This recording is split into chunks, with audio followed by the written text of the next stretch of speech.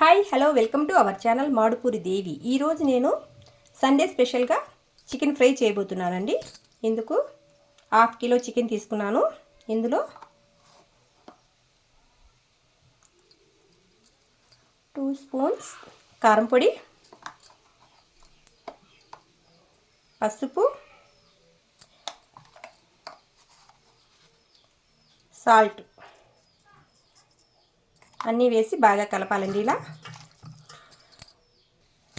ఇదిగో చూడండి, ఇలా బాగా కలుపుకున్నాను కదా. కలుపుకున్నాక దీన్ని ఒక అరగంట సేపు ఇలా ప్లేట్ పెట్టేసి పక్కన పెట్టేయాలండి. ఆ చికెన్ పక్కన పెట్టేసిన తర్వాత మనం చేయాల్సిన పని, ఈ మసాలా దినుసులన్నిటిని ఒక మిక్సీ జార్ తీసుకొని అందులో వేసేసి మిక్సీ పట్టేయాలి పొడిగా.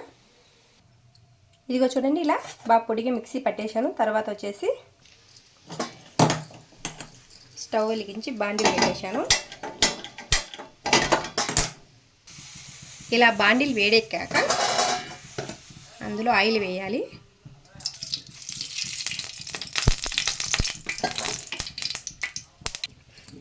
ఆయిల్ బాగా వేడెక్కిందండి. తర్వాత తరిగిన ఉల్లిపాయలు వేయాలి.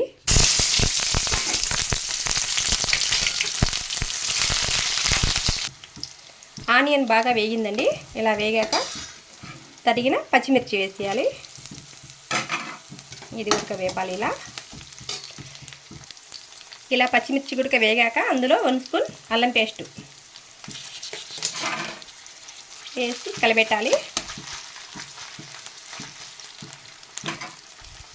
ఇదిగో అల్లం పేస్ట్ కూడా వేగింది కదా. వేగిన తర్వాత మనం కలిపి పెట్టుకున్న చికెన్ని అందులో వేసేయాలి.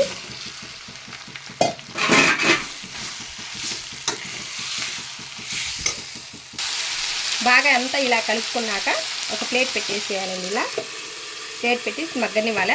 మంట మాత్రం మనము సిమ్లో పెట్టుకోకూడదని హైలో పెట్టుకోవాలి.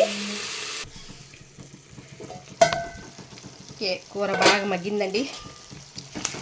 ముక్కలు కూడా బాగా ఉడికేసినాయి.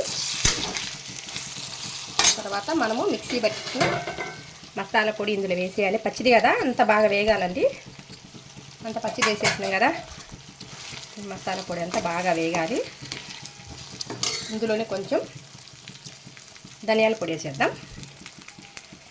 సరిపోద్దులే, ఎక్కువ ఎందుకు.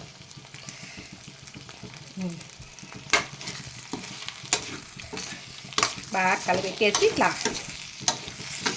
మళ్ళీ కడిసేపు ఉంచుతాం. ఎందుకంటే పచ్చిటి కదా, మసాలా పొళ్ళు అన్నీ వేసినట్టు మనము, అందుకనేసి అవి అంతా బాగా మగ్గే వరకు అట్లా పెట్టేస్తాం. మళ్ళీ కాసేపు మగ్గనిద్దాం అట్లా. ఇదిగోండి బాగా వేగింది. చివరన కొంచెం పుదీనా, కొత్తిమీర,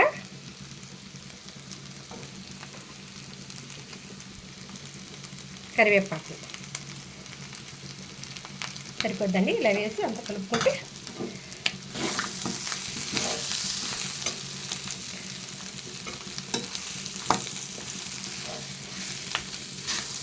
ఎంతో టేస్టీగా చికెన్ ఫ్రై రెడీ. స్మెల్ వాళ్ళింది అంటే బాగా ఘాటుగా. కారం తగ్గించుకోవాలని తగ్గించేసుకోండి. మాకైతే ఏమాత్రం సరిపోవాలా. సూపర్గా ఉందండి అసలుకి. ఓకే ఫ్రెండ్స్, ఎంతో టేస్టీకరమైన చికెన్ ఫ్రై రెడీ. ఈరోజు ఆదివారం స్పెషల్గా మా ఇంట్లో ఈ ఫ్రై,